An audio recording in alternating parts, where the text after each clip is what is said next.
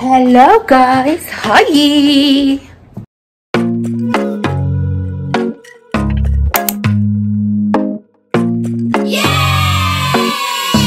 So today, ako ay actually nagluluto na. Dahil sabi ko, mag-vlog na lang ako. What is happening to my headset? Kanina, gumawa ako ng breadcrumbs ko, guys. Kasi meron akong gustong gawin sa talong ko. Gusto ko siyang gawing fried, crispy, like parang french fries talong. Ito na naman tayo, experiment naman tayo sa gulay natin. But yeah, since wala akong breadcrumbs, gumawa ako ng homemade breadcrumbs. Na siguro ipapakita ko na lang sa next vlog kasi muntik ko masunog yun. Muntik ko masunog ang buong second floor, guys. Kasi madali lang pala maluto ang breadcrumbs. So, 2 times ko siyang ginawa. Nakahanap ako ng technique. And yes, meron akong breadcrumbs. Makikita niyo yan mamaya. But now, I am starting to do something sa aking talong. Nakita ko lang, again guys, nakita ko lang to siya sa sa YouTube. This recipe is not mine. Nakita ko lang siya sa YouTube at gusto ko siyang gawin para nga maging masarap yung ating gulay life. Yeah. For mag-isa lang tayo dito sa kusina. Kaya, magluluto tayo. Mag-explore tayo dito sa kusina habang wala pang tao. Ayan. So, the first step na nakita ko is you have to babad your talong daw. So, kinat ko siya ng parang french fries size. Babad mo daw siya 30 minutes. While nagbababad yan, gagawa ako ng ampalaya kasi malapit na siyang masira tsaka dumating na yung supply na naman namin. So, naabutan na naman ako ng supply ng gulay, guys. Fasting ako. Kaya, konting araw yung paggawa ko ng food. So, hindi ako lagi gumagawa ng food. Kaya, naabutan ako ng gulay ulit. So, ay mag-chop-chop muna ng ampalaya natin. Kasi, para habang kulo ang ating ampalaya, paprito tayo sa kabilang side. Bali, 2 side yung gagamitin natin lutuan ngayon. Ay, ano pala no? Dapat pala pinakainit ko. So, mamaya, hindi ko alam. Mamaya-maya siguro konti. Madami ng tao dito. Alam niyo naman guys, hindi tayo makaka-vlog. Pero pag PM shift ako guys, yung pag nagluluto ako ng 2 AM, yan, confident talaga ako mag-vlog kasi walang nagluluto ng 2 AM. Pero itong ganitong oras na alas 4, ang daming gising, ang daming nagpe-prepare ng food. So, syempre, i-respect natin yung kanilang belief and culture na hindi sila pwede makita na walang suot. I mean, walang suot. Ano yun? Aswak. Gamitin na natin yung lutuan natin, guys. So, first natin na lutuan, magluluto tayo ng ampalaya. Dito, magsa-start na tayo. Magpainit ng mantika kasi magde-deep fry na tayo ng ating talong french fries. Talong french fries. Guys, huwag niyo ako i-judge kung hindi kayo naglalagay ng sardinas kapag nagluluto ka ng ampalaya. Pero, yun lang. Yun lang ating available. Dahil inusok siya kaagad, ibubuhos ko na ang lahat ng aking oil.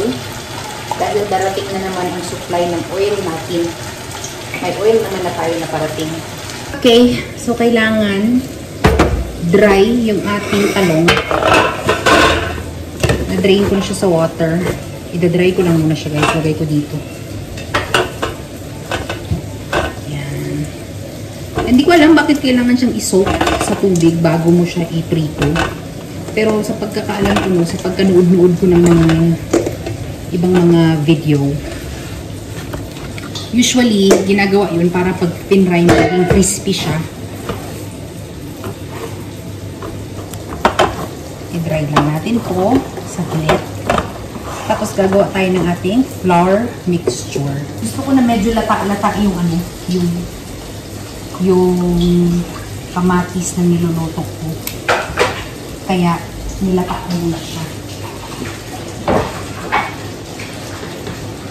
Yan, medyo durog na siya. Dahil durog-durog na siya, ilalagay na natin yung ating ampalaya na binabad ko.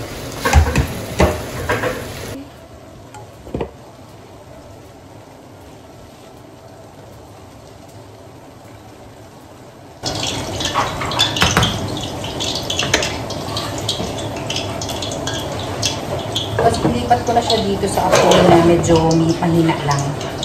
Tapos yung pritohan natin, lagay natin siya dito sa apoy na malakas. Sa aking flour, lalagyan ko lang ng salt at pepper yung flour ko. Yun lang. Salt to taste, then pepper. Lagyan ko siguro ng garlic powder. Ayan, naglagay ako ng garlic powder ko. Kasama ko dito yung ano guys, naghuhugas, yung magnanakaw, yung ninakaw yung damit ko, nandito siya, naghuhugas siya. Walang pansinan. Hanggang ngayon, as in, daan-daan lang siya guys, never pa siya nag-sorry sa akin na ninakawan niya ako. Na-update ko ba kayo guys about sa story niya? Story niya no, pinagkonsulta talaga siya sa psychiatrist, may sakit daw siya. Ewan ko kung sakit-sakitan lang yun. Or baka sinabi niya lang na may sakit siya para ano, para hindi siya mapunish ng bonggang-bongga. Pero may psychiatric problem daw siya, kaya siya nagnanakaw. Tapos ang punishment sa kanya, hindi na daw siya i-renew. Pero guess what? I-renew pa rin siya. That's life. Always changing minds. So magka-crack lang ako ng 3 itlog. Ayan. Ito na yung breadcrumbs natin. Homemade breadcrumbs. Tinost ko siya sa oven. Tapos blender. Tapos bongacious. Diba? So ilalagay ko lang yung homemade breadcrumbs natin sa pinggan. Kasi dyan natin siya i-dip. Mainit na rin yung ating oil. Yung ating ampalaya ay nagsisimmer na. Simmer. Again, ulitin ko, hindi ako magaling magluto. But, walang mangyayari sa buhay ko dito sa Saudi Arabia kung hindi ako mag-explore. Okay? So, don't bash me if I'm doing wrong things. Teach me. Teach me how to doggy. Or you give me an idea kung anong magandang gawin sa mga gulay na meron ako. Kasi nga, ulitin ko, hello kung bago kang watcher, I am fasting and I only eat vegetables. So, ayan, dry naman na siguro ito. Egg.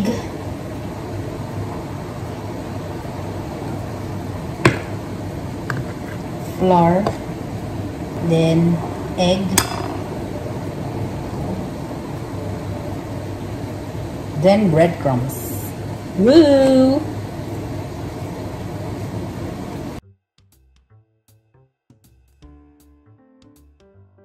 Nag-try ako ng dalawa.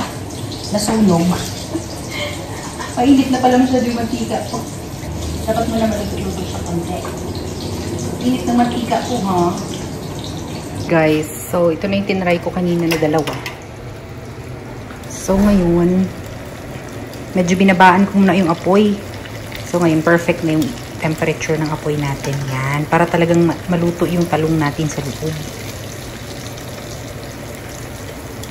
Excited na ako kumain ng gulay. Ito na yung ating ampalaya. I-close lang natin yan. I think, iyan natin konti para maluto talaga. Then, ang dami pa nating talong. Siguro, i-ref ko na lang to tapos papakulaan ko. Tapos magawa ulit ako ng sisig talong. Sobrang dami pa niya. Guys, yummers na siya. Oh, hindi ko pa siya natikman pero feeling ko masarap. So, second to the last batch. Ito na siguro yung last muna. Then, i-ref ko na lang to. Excited na ako kumain. A few moments later. Guys, I'm so busog. Thumbs up. Super thumbs up yung ating talong na fries. Thumbs up yung talong na fries. Very good. Siguro next time ang gagawin ko doon, lagyan ko ng konting lasa yung... Lagyan ko siya ng konting lasa pa. Next time. Kasi medyo wala siyang lasa. So siguro lagyan ko pa ng konting asin. Or mas okay yung crispy fry. So good job siya. Ang daming bakante sa bayan ngayon. Pagod ng mga nurse. Walang planong maglaba. Kaya 2 washing machine yung ginamit ko. Yan. Pati yun. Dicolor at puti. Feeling ko guys, dito sa amin, kami lang mga Pinoy ang naglalaban ng hiwalay. Kasi makikita mo yung uniform nila, yung puti nila, blue na. Kasi ba blue ang uniform namin. Yung puti nila nagiging blue. Feeling ko pinagsasabay na nila sa sobrang pagod nila. Anyway, kunin ko itong mga sampay ko na 4 na araw na. Walk-in closet. And mabilisang laba lang. Maliligo ako, tapos magba-Bible study kami ng boyfriend ko. Whoop! Alright. The next day. Well, guys. So, ano ba to? Ito na yung next day nung pagluto natin ng ano tawag dyan? Talong. And masarap siya. So, gagawin ko siya ulit ngayon dahil yung first batch ng luto ko, ubos. Ayan. So, lulutuin natin yung leftover. Madami pa kasi siyang leftover. Diba sabi ko sa inyo, tinabi ko. Tapos, meron pa naman ako mga breadcrumbs. So, lulutuin natin yun ngayon. Umiinit na yung mantika natin. And ito naman yung gagamitin ko. Diba yung dati yung ano ko, yung malalim. Ngayon, yan yung gagamitin ko. I-try ko yan. Mainit na siya.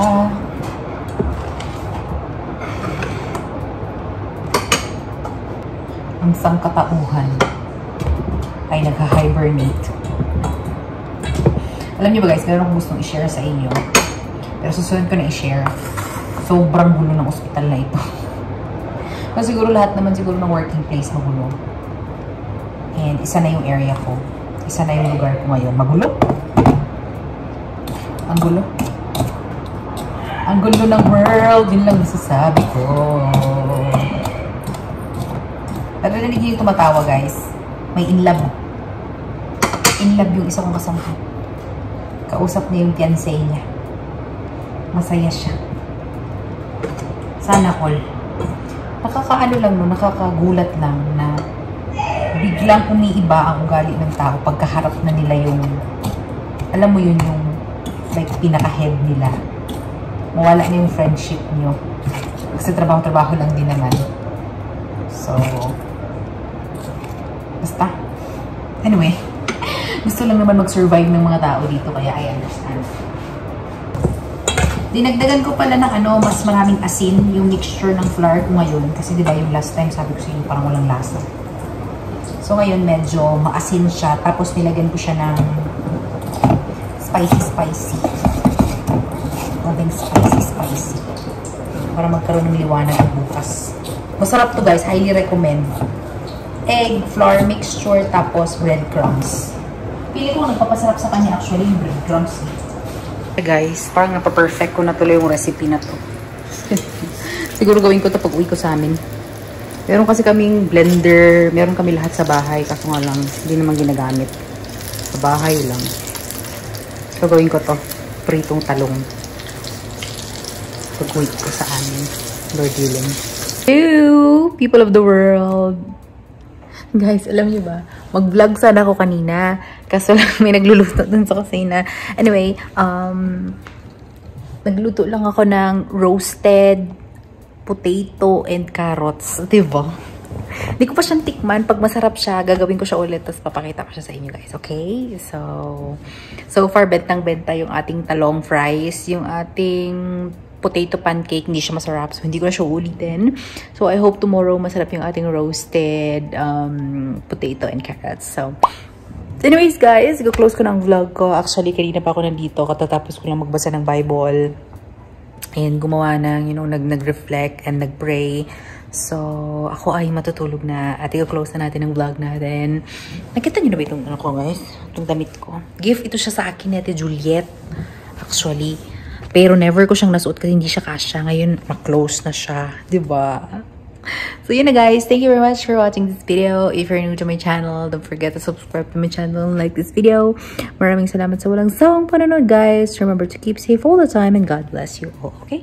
Bye! Maraming salamat.